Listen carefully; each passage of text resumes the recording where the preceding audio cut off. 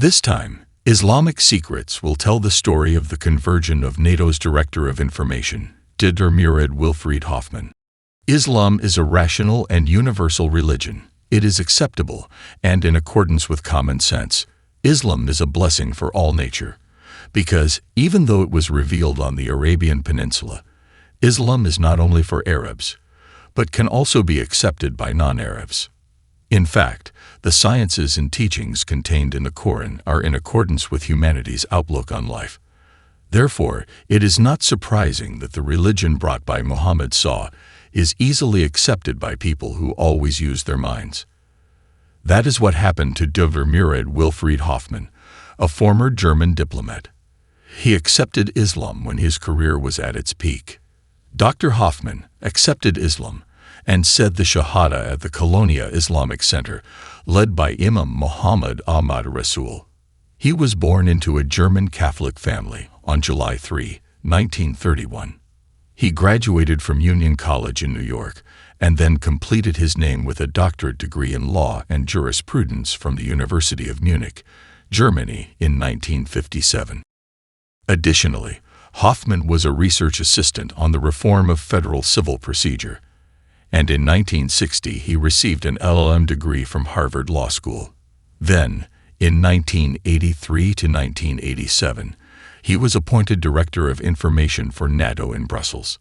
Next, he was assigned as a diplomat to the German ambassador to Algeria. However, before arriving in Algeria, Hoffmann had embraced Islam, and he only made his Islam public after he wrote a book entitled Der Islam als Alternative. After this book was published, Germany was shocked by its Islamic news. In the book, he not only explains that Islam is the best alternative for Western civilization, which has collapsed and lost its justification, but Hoffmann explicitly says that Islam is an alternative religion for Western society. Islam does not offer itself as an alternative to post-industrial Western society, because Islam is the only alternative, he wrote. Therefore, it is not surprising that when the book was not yet published, it shocked German society. At first it was a Channel I television interview with Murad Hoffmann. And in the interview, Hoffmann talked about his book which was about to be published. Murad Wilfried Hoffmann conveyed his personal experience which he called the road to Mecca. He admitted that he was fascinated by Surah Al-An'am verse 164. This personal experience is contained in his book. He made a note 2 years and 5 months after he embraced Islam. He said, "When I read the Quran for the first time, I was immediately fascinated. In fact, I took a lesson from verse 164 of Surah Al-An'am.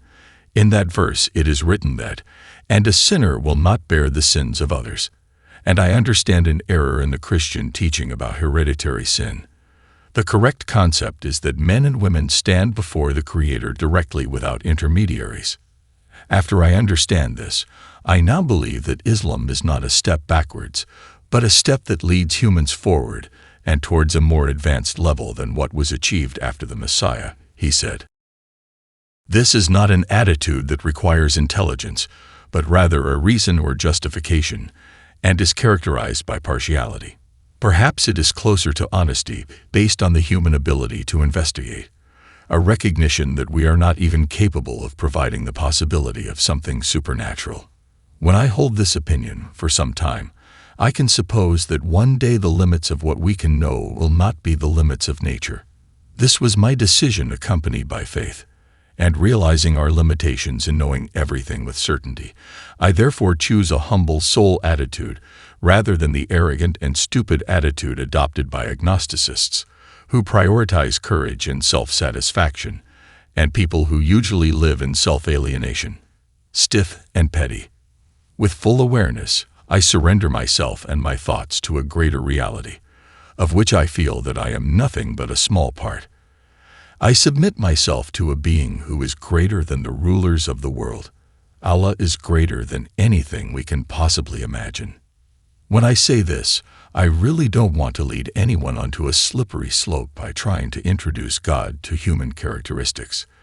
The number of Al-Asmaul Husna's numbers, namely 99, is one problem.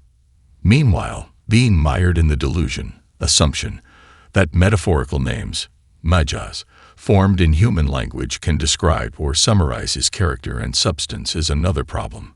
To the extent that we are prisoners of the dictionary that we have created ourselves, to the extent that we are clear of our abilities, even with the help of revelation, these names cannot be known except for a few fragments of the comprehensive nature of God. Whatever I say, it is really only a little of the many.